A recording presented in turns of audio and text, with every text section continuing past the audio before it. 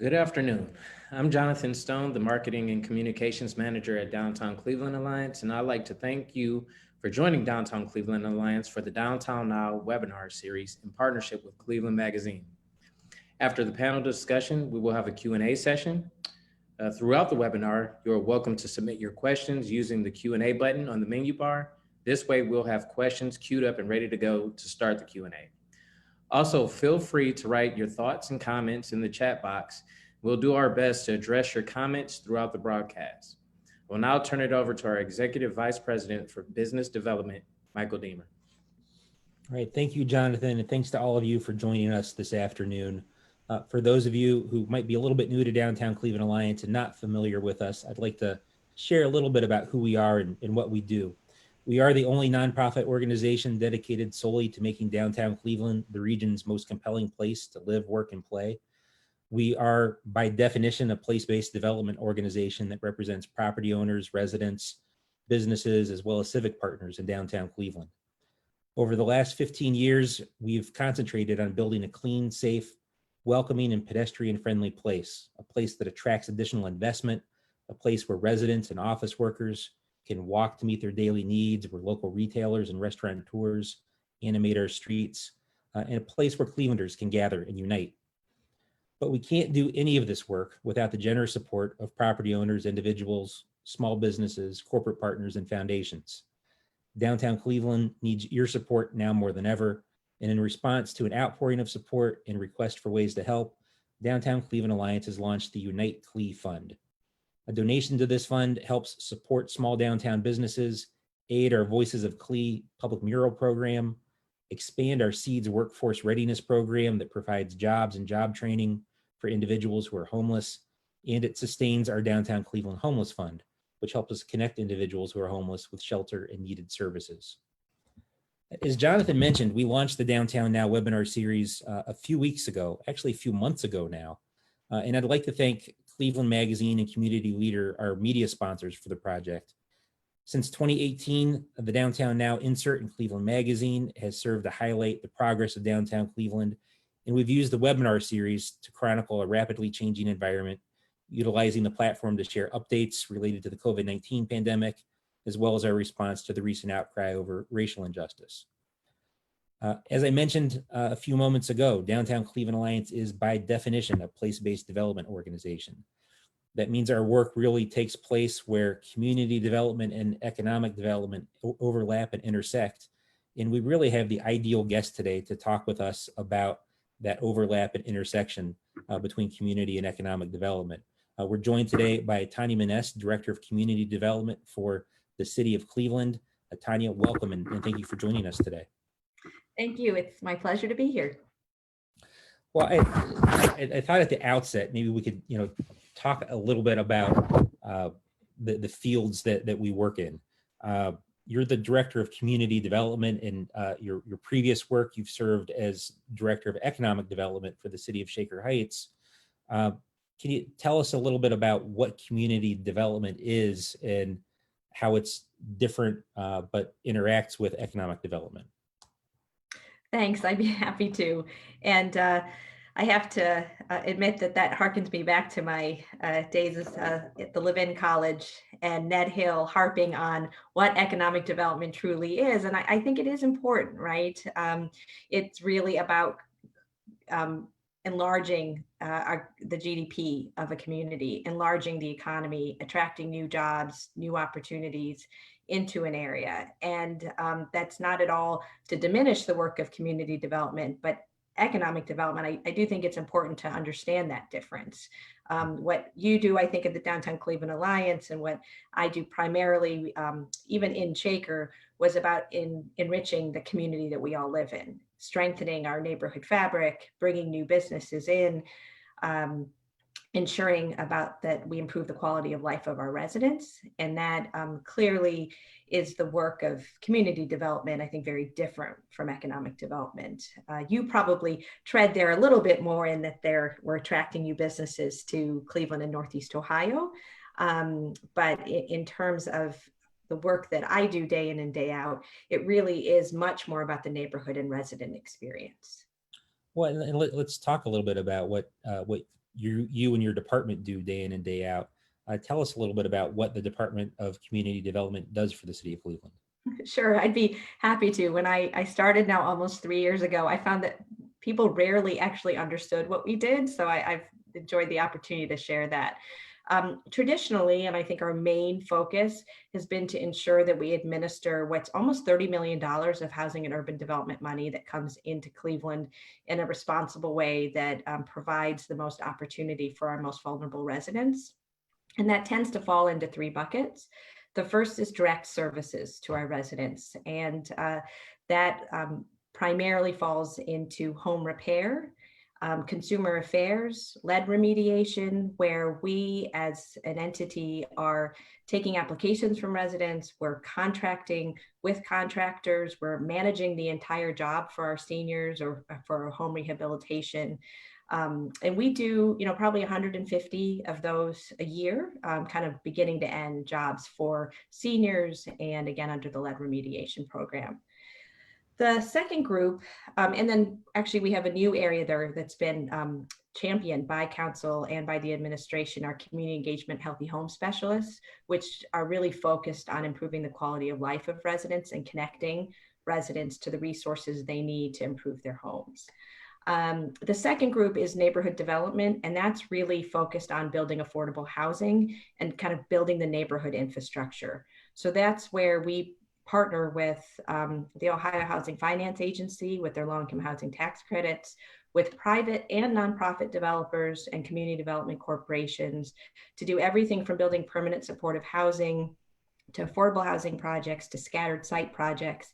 And within that division is the city's land bank with 15,000 properties that help really have the city of Cleveland have a seat at the table for developments, more traditional economic developments with the sewer district, with parks and pathways, but then of course affordable housing projects. And then our storefront program, which has been integral in downtown and in the near west side in helping us restore our commercial corridors and rebuild. And then the third division is really supporting our community development corporation. So I think we sometimes take for granted in the city of Cleveland that the strong grassroots connection to our neighborhoods comes from our community development corporations. And a significant amount of the funding for those organizations comes through the federal government and our department. And then we do support nonprofits that are not just supporting housing, for the most part we do, but also some social service and youth programs through that division as well. So it's a bit of a smorgasbord of work, but it's all really centered around improving the quality of life and ensuring that we're supporting our most vulnerable residents. Well, there's a lot of different lanes we could go down there with all that the department is involved in, including a lot of it in downtown Cleveland. And you're right, the storefront program has been very important to us. I think not everybody necessarily thinks about storefronts and retail corridors as part of a quality of life or community building work, but like you, we recognize that that's a key attribute in building the neighborhood that we've been able to build in downtown so far. So we appreciate your support with that program over the years. A lot of talk about housing these days, and there's probably a lot of different directions we could go in with that. I guess stepping back, you mentioned that the a lot of the community development work that you do is focused on building and facilitating the development of more affordable housing in the city of Cleveland. And look, that's a national conversation. It's something that's been talked about locally. I wonder if you could elaborate a little bit on things that you're working on and things that you see that the city maybe is planning to do to facilitate the development of more affordable housing. Sure, and I think that it's a really important topic today, as we just commissioned a tax abatement study that you were involved in and helped support, which we appreciate. One of the things that we really did through that study is we much better understood the state of our housing in our community, and frankly, how vulnerable our housing still is.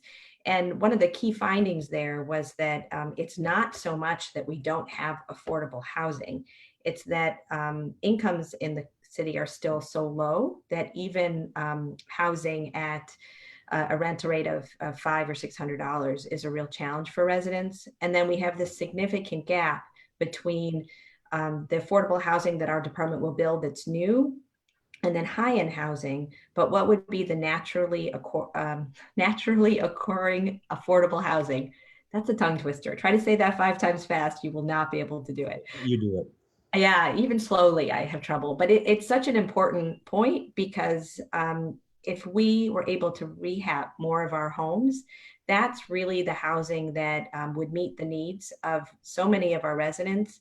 And that need is beginning to be met. And I can't believe I didn't mention this with the Let's Safe coalition, that we're partnered with a coalition of almost 400 people now in greater Cleveland. But one of the things that we've really seen as my peer in housing and development is, or sorry, building and housing, Director Donald is seeing through the rental registration process, is that the quality of our housing and the ability, honestly, of most of our landlords to be able to invest in the housing, whether it's lead safe work or repairs, is really not there.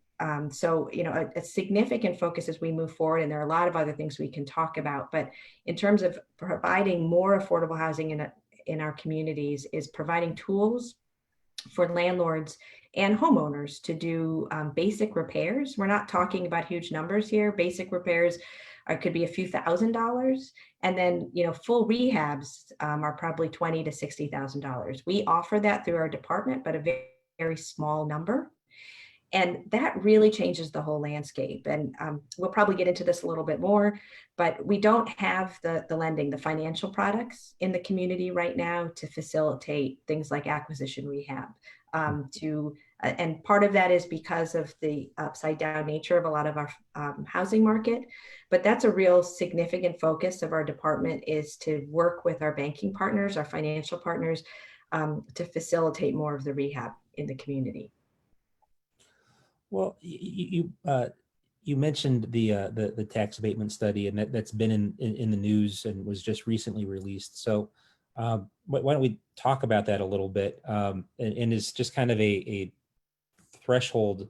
Could you describe for the audience what the city's tax abatement program and policy currently is?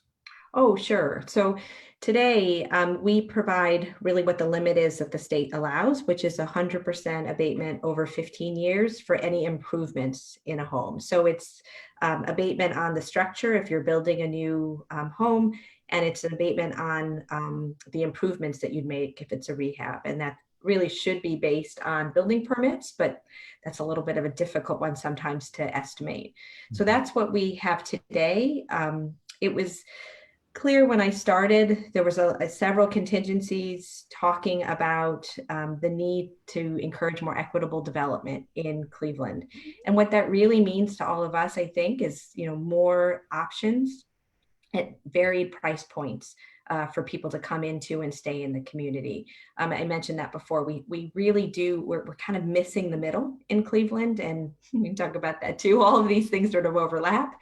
But the Equitable Development Task Force that came together, that Michael, we were happy to have you be a part of, started with conversations with the community development corporations and council people and some others, meeting with enterprise community partners with this idea of what are the levers that we have to encourage and support development across our city, not to diminish the development in downtown and some of our thriving neighborhoods, but to encourage development and help actually developers, home builders invest in other parts of the city. And that was really the crux of the study.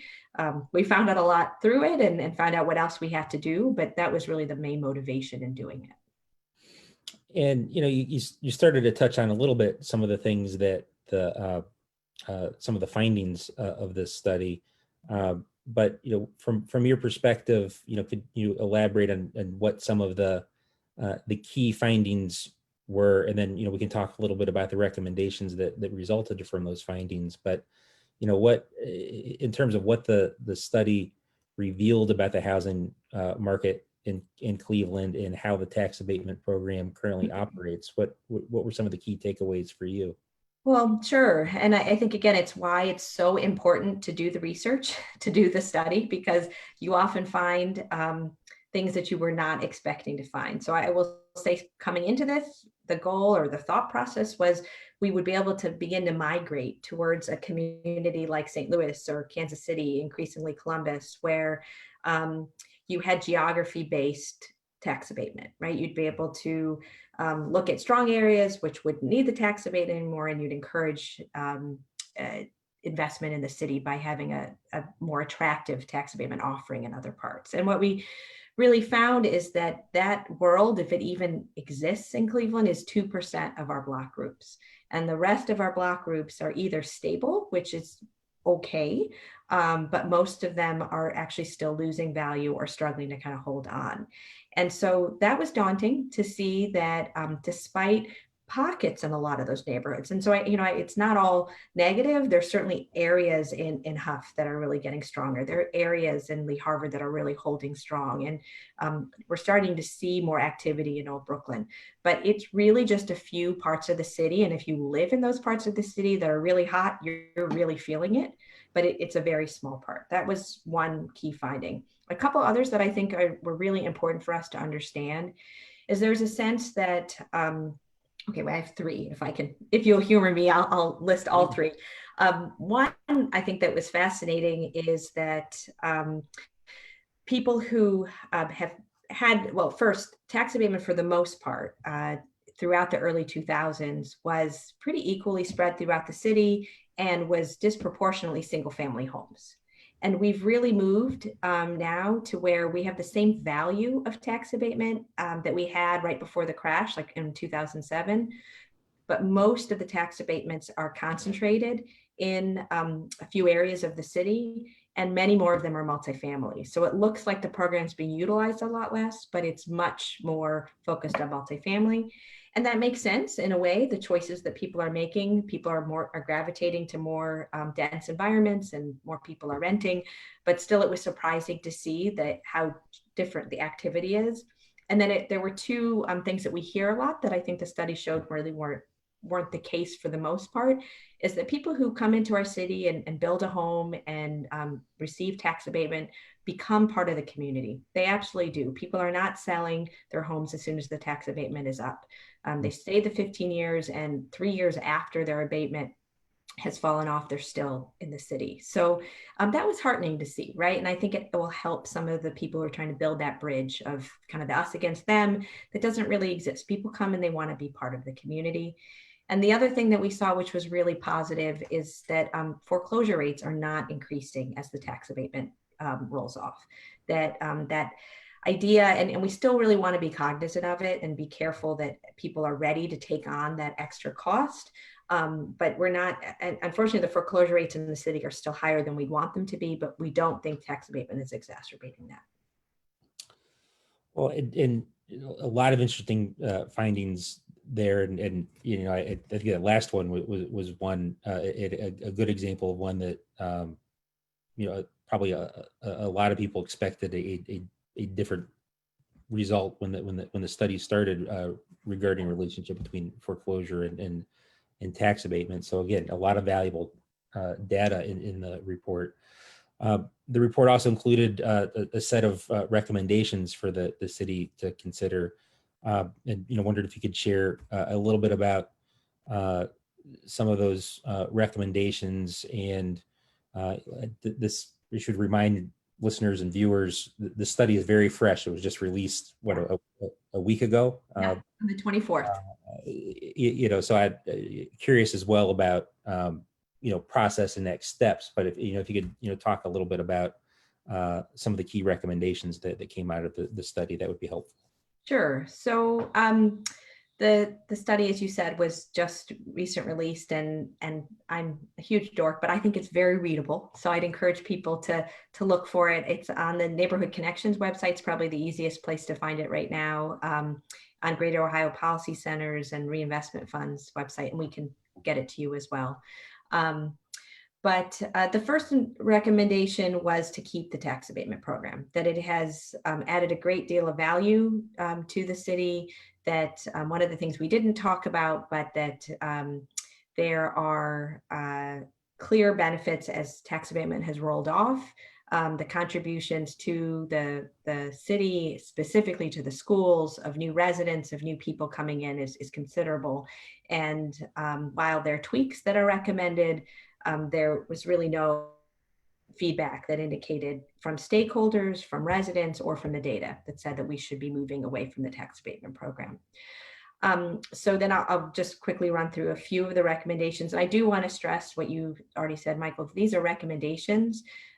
There's a lot of good data behind them, but now is when the real work starts, and operationalizing them was going to be tricky before COVID-19, and I think is even more challenging now. But it's also why David Ebersol, who many of you know, said probably the most important thing about the tax abatement study was it really helped to justify why we really needed a 10-year housing and investment plan. That it's not at all to kick the can down the road, but we need additional tools. Like, we need to be able to leverage the tax abatement with other incentives to encourage this investment we want to see across the city. But okay, so sorry, here are the recommendations. So one was to cap the amount of abatement on single family homes. So to cap it at 300,000. And that was, again, new construction, and that anybody who was building a home, for example, that was $450,000, they'd still get the abatement up to 300. And then after that would be paying taxes on that amount.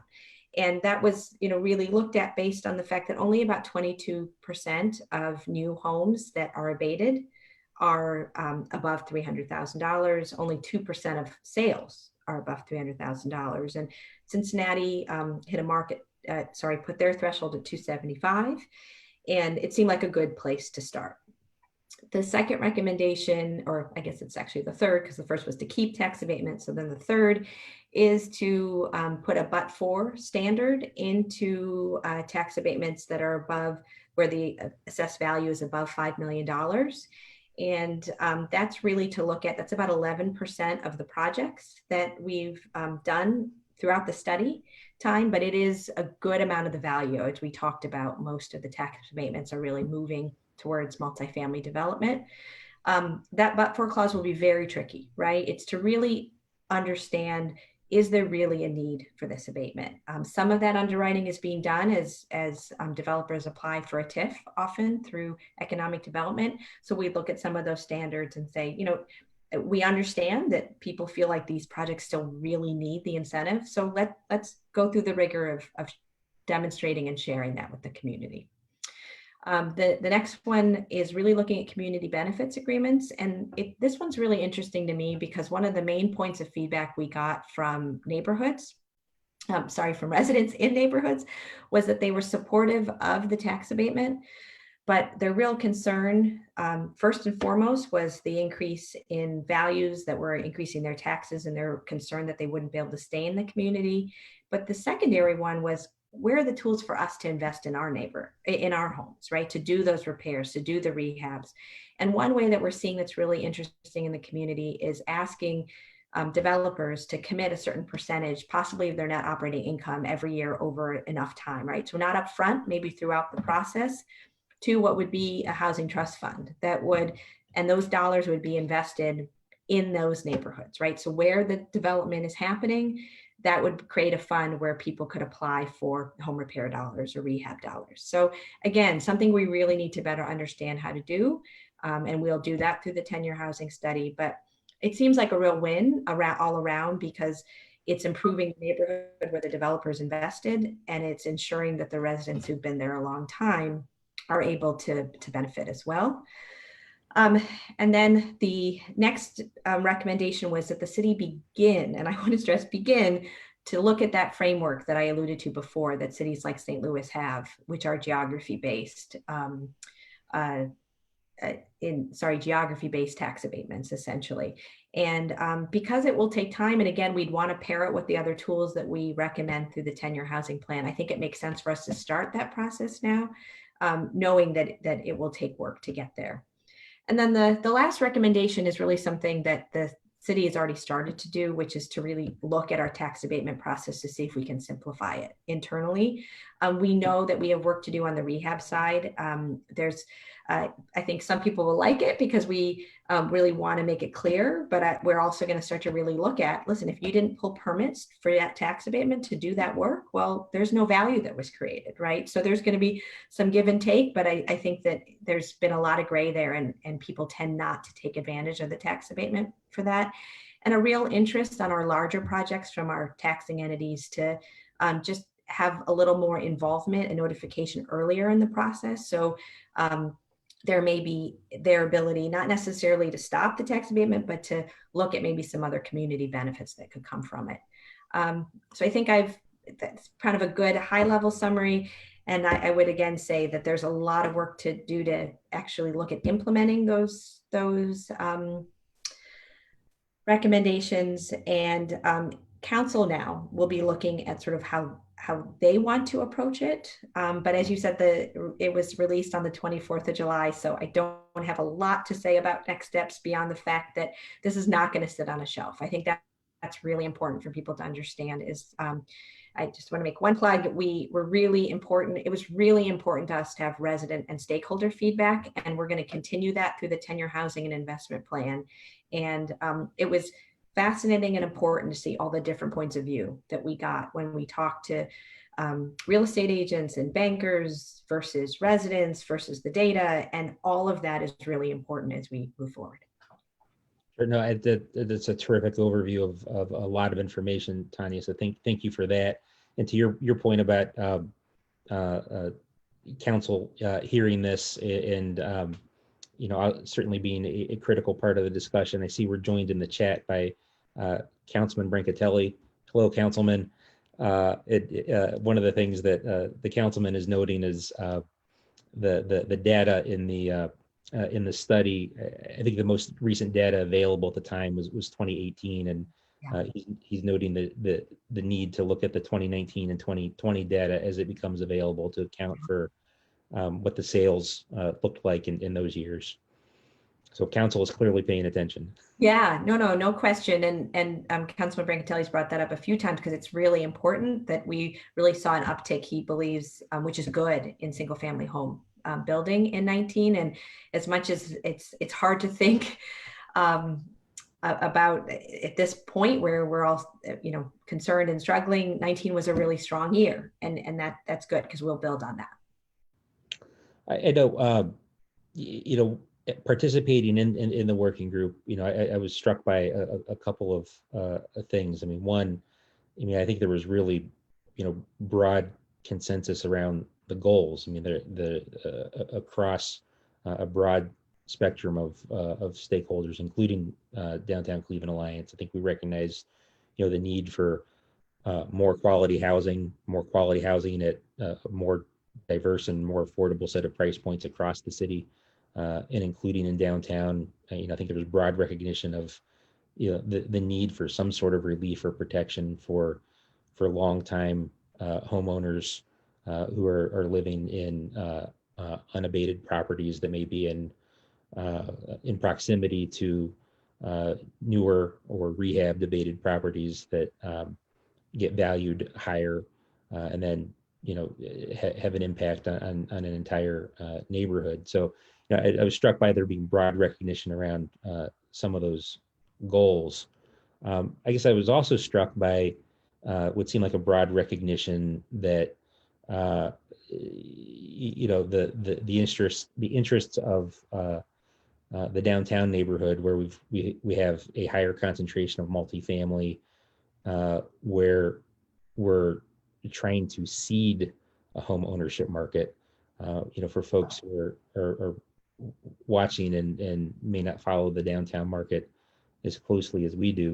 We have close to 8,000 rental apartments, but only 450 condominiums and townhomes in all of downtown. So we were in the very early stages of trying to seed a home ownership market. And, I think there was a broad recognition in the working group that that's something that makes downtown unique as we look at all of this. and that's a way of introducing, a lot of the feedback that we've heard from the recommendations at DCA centers around, whether a recommendation around capping abatement on single family at $300,000 would impact for sale housing development in downtown. And I assume you've seen and heard some of that as well. I wanted to give you a chance to comment on that.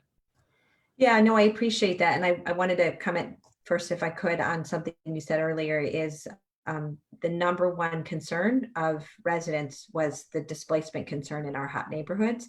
And that isn't something that is actually can be addressed by our tax abatement study or by tax abatement.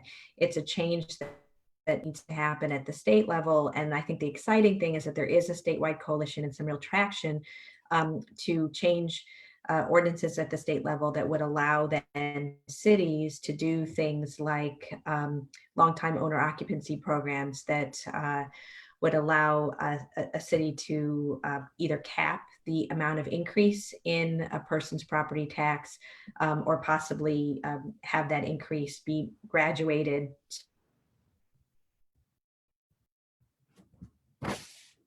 not come into effect until the house may be sold. So some of those types of things that would help longtime homeowners is really probably the main point that came from the resident side. And we can put in the chat or at another point, if you are interested in supporting that legislation, how your listeners can sign on to do so.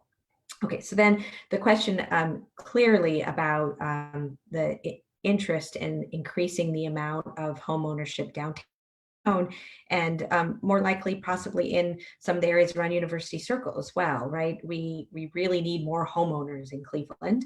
And so that really was driven home by all of you, ULI and others who participated in the stakeholder meetings.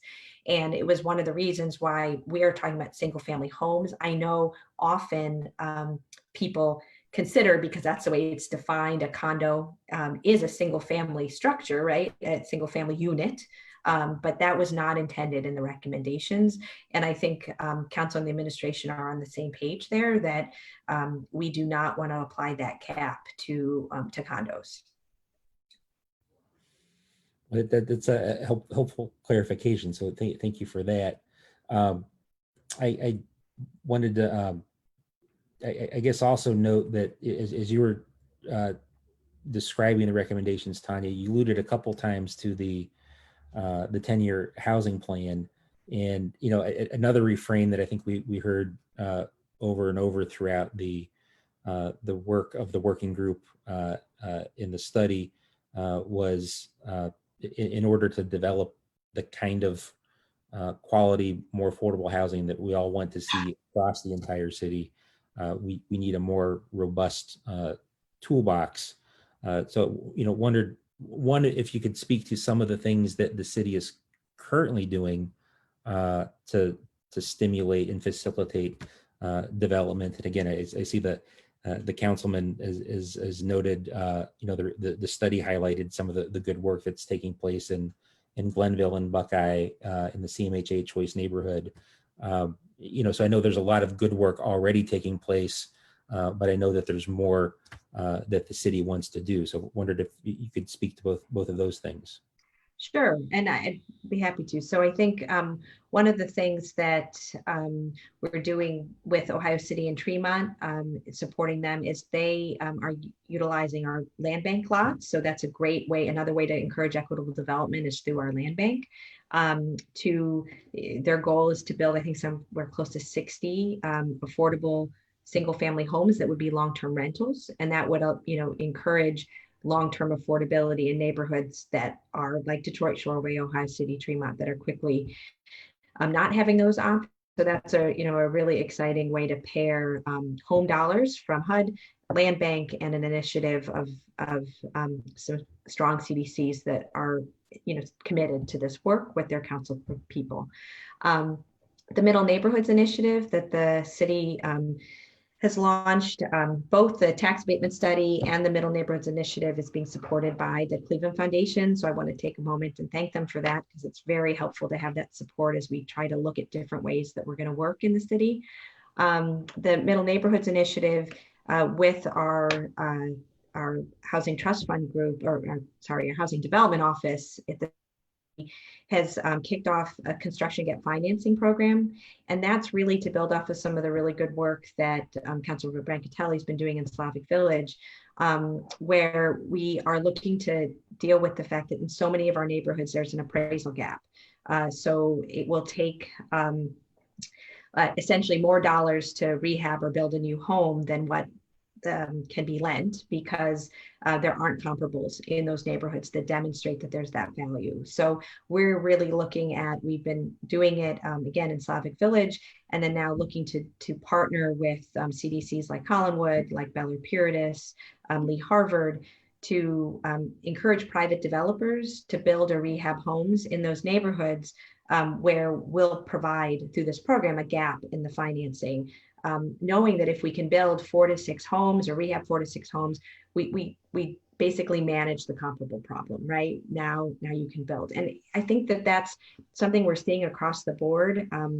Communities that people want to live in, often there's an interest in rehab and purchase, but the tools aren't there to do it. And so the city's really been trying to find ways that we can intervene in often a small way, right? And stabilize, and then you have the opportunity to build. And the Middle Neighborhoods Initiative, I think overall is a really good example of where we're trying to put time and energy into neighborhoods that traditionally haven't needed a lot of intervention. And to some extent, I don't want to say we've ignored, but I would say to some extent from a community development and economic development perspective, we have. And unfortunately, as those homes have gotten older, a lot of the time our residents are aging and ready to move and sell. They really need that investment, whether it's in their Main Street corridors, right? Or in making to their homes. And so there are a lot of communities that are doing work in their middle neighborhoods, and that it's kind of like the tax abatement study, the appraisal work we've been doing, and the middle neighborhoods all will feed into this 10-year housing and investment plan that ultimately will feed into the city's 10-year consolidated plan that Director Collier will be leading. A lot going on. I feel like we could continue this conversation for a long while, but I would like to pause and give our audience a chance to pose some questions. And I think Jonathan is keeping an eye on questions from the audience. Are there some that you'd like to share with us, Jonathan? Sure. So let's start off with what are some of the determining factors that lead to more investment in certain neighborhoods? Wow, that's a good question. So I would say that, people say this all the time, and it's really true. The basic city services that the city has been so fortunate to be able to improve since the residents passed the income tax increase. So, people need to see that the streets are paved.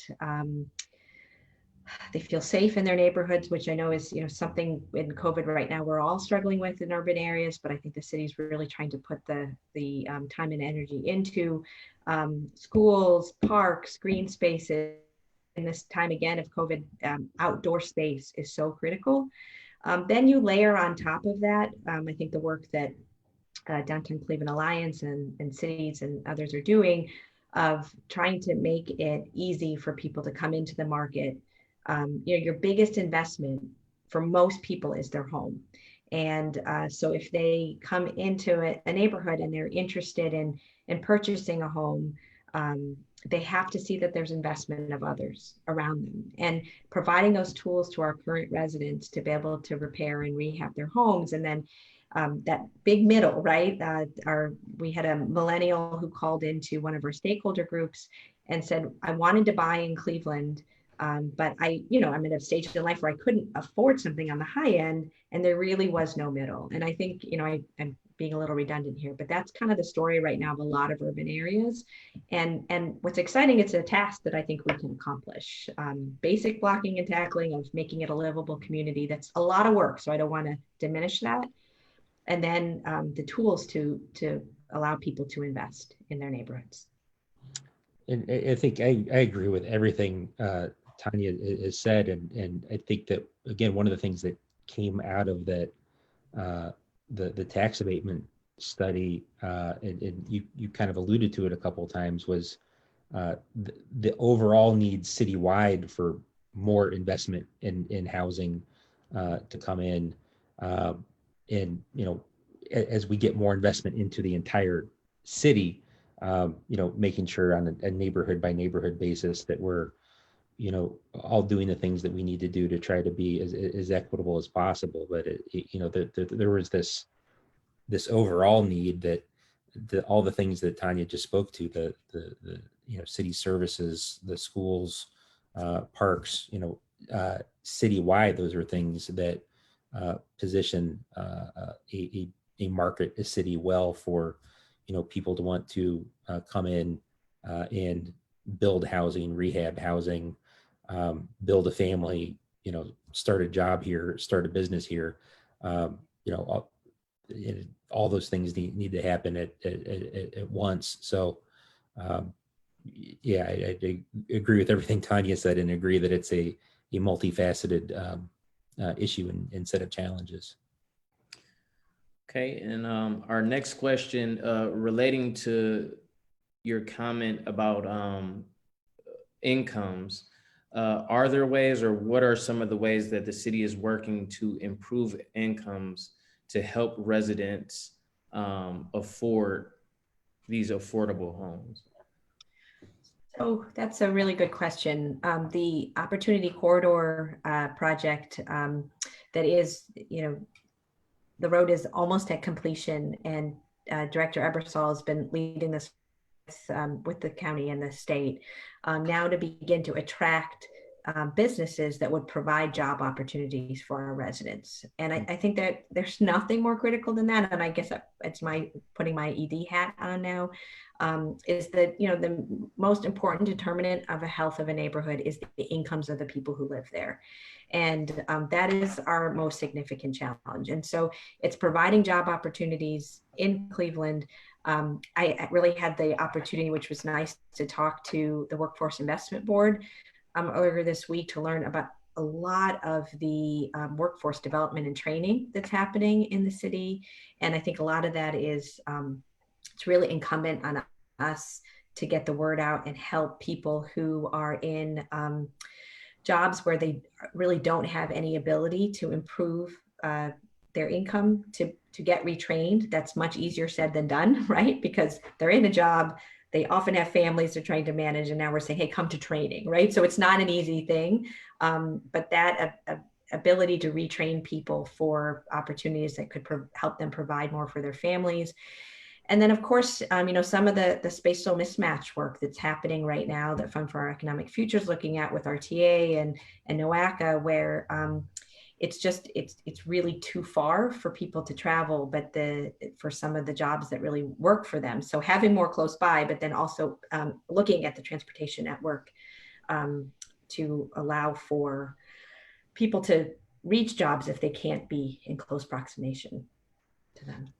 Kind of piggybacking on that last point, one of the things that we're at Downtown Cleveland Alliance trying to work very closely with all of our partners at the city of Cleveland on, as well as the surrounding neighborhoods and RTA, is that connectivity between our neighborhoods in the city and the job hub that we have in downtown. We have over 100,000 jobs in downtown Cleveland, the highest concentration in the state. It's the nexus of the transit network, and I think we want to make sure we're working with Tania and her team at the city to rehab and develop housing in the area immediately around downtown that's affordable, that has transit access, to make sure that people have the opportunity to access the jobs that exist in downtown. As Tania mentioned, the biggest investment that most people make in their lives, their biggest expense is their housing. For a lot of households, the second biggest expense is transportation. And for households that don't have access, we've got an opportunity to develop high quality, affordable housing in the neighborhoods surrounding downtown with strong transit access to a lot of jobs, and that's something we're very cognizant of and constantly looking for ways to improve and build upon. Okay. Our next question is, what cities' tax abatement programs were you impressed with, or impressed by, or intrigued by during the research for the study, and why? Wow, I haven't looked at for a little while, so you may have stumped me a little bit. I mean, I think St. Louis is probably the one that we most were looking to follow, which really was a strong geography-based program that went down to not quite the block group level, but really was thoughtful in the triggers of where people were receiving abatement. Columbus is doing some really interesting things right now with the community benefits agreements, and I think that's another what we'll study. The interesting thing is, it's always good to look at best practices from other communities, but this is pretty new in that the objective of trying to marry tools to incentivize development is something we're just seeing being done effectively. The other thing that wasn't really from the tax abatement study, but for the 10-year housing and investment plan, one of the reasons we chose Penn Praxis, which is out of the University of Pennsylvania, to lead the study, is they're doing really innovative things that are very achievable in Philly.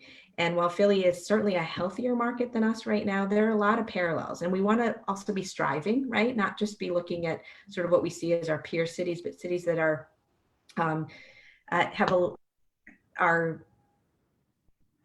we want to have vision in what we're doing as well. And what I like about the 10-year housing and investment plan they did for Philly is there were actionable steps on day one, right? Things that could be implemented in effect the idea of doing a year-long plan is as you're getting to the end of that year, you actually are putting some of the tools in place.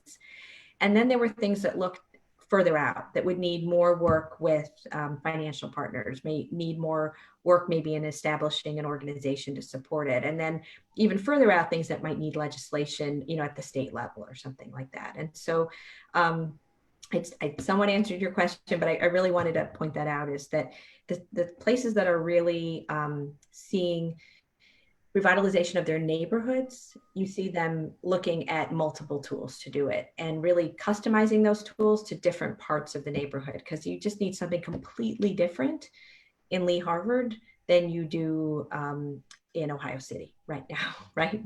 So. Well, and I think I've mentioned this before, Tanya, but obviously as we move into the next phase now that the study is out, we've got a number of folks involved with Downtown Cleveland Alliance that develop in places like St. Louis and Kansas City, are very familiar with those, not just the abatement programs, but the toolbox and just sort of how things work. So I, happy to and look forward to working with you and your colleagues at the city on exploring some of those things further. Thank you. We'll definitely take you up on that. I know we're coming up on our hour. Jonathan, do you want to maybe select one last question from the audience? Yeah.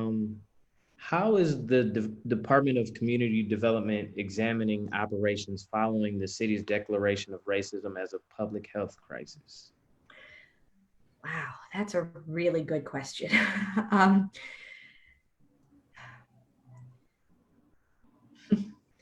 So I would say probably the place where we're most focused on that, and in many ways, it's when you're focused on primarily supporting the most vulnerable in your community, that's kind of every day, right? I just, we are constantly talking about how do you treat people with dignity and respect at the time when most often, and that's when people engage with us, right? When they are most challenged in what they're doing. But I think probably the best example for us is our community development network. It's no surprise and nothing new to anybody that we have very strong community development corporations. And in those, and for the most part, where there's a strong community development corporation, there's a strong neighborhood. And it doesn't happen overnight, right? People love to talk about Detroit Shoreway being the 40-year overnight success story, right? And so I don't like when people say that, it's like, no, this is lots of hard work. But the southeast side of our city is really disproportionately struggled from a community development network standpoint. And with that, you've seen, and of course, there's so many factors, right? And institutional racism is definitely one of them, right? To your point. But that part of the city, we have most deliberately said we are going to partner with Cleveland Neighborhood Progress, with other foundation partners and the city to really support these organizations in a way that historically we may have said, listen, they're underperforming, we're not going to fund them, right? That was kind of it. Underperforming, we're not going to fund them. Well, no, that they're underperforming because they haven't been funded, because they haven't had the support and the capacity to build, to deal with the extreme issues that they're facing every day. And so I think that's one example where we have the most critical need and have probably failed in supporting the area of the city the most, and are really holding ourselves now accountable to change that trajectory, not just blaming it on the CDCs or politics or whatever it may be, saying, no, as a city, we have to commit to doing better. And if I could just add, the Downtown Cleveland Alliance was a strong proponent of the city's action and city council's action to recognize systemic racism as a public health issue. And we too are stepping back and looking at, what we do as an organization, but also how we navigate through this period. We recognize we can't come out on the other side of this exactly the same as we've been. We need to be a more equitable and inclusive place in downtown and across the city. And really Tania and her team at community development and all of her colleagues at the city have been terrific partners in that effort. And Tania, we really look forward to working with you, and again with all of your colleagues in the administration and on council to make the city a more equitable and inclusive place, and to attract the investment and development that we need across the city. I think that's probably a great place to end. I feel like we could keep talking for a long time about a lot of the issues that we brought up today. But Tania, you've been very, very generous with your time today. Thank you once again for joining us. Well, thank you. I really appreciate the opportunity to talk about the work that our department is doing, and more broadly about the city that we all care so much about. So thanks for the time. Well, hope to have you back sometime, maybe to talk about the 10-year housing plan when it's done. But again, thank you for your time today. Thank you, everybody in the audience, for sharing an hour of your afternoon with us. We'll be back again next week at 3 o'clock on Thursday afternoon for another episode of Downtown Now. And until then, thanks to all of you, and have a terrific week. Thank you. Thank you. Bye-bye. Bye.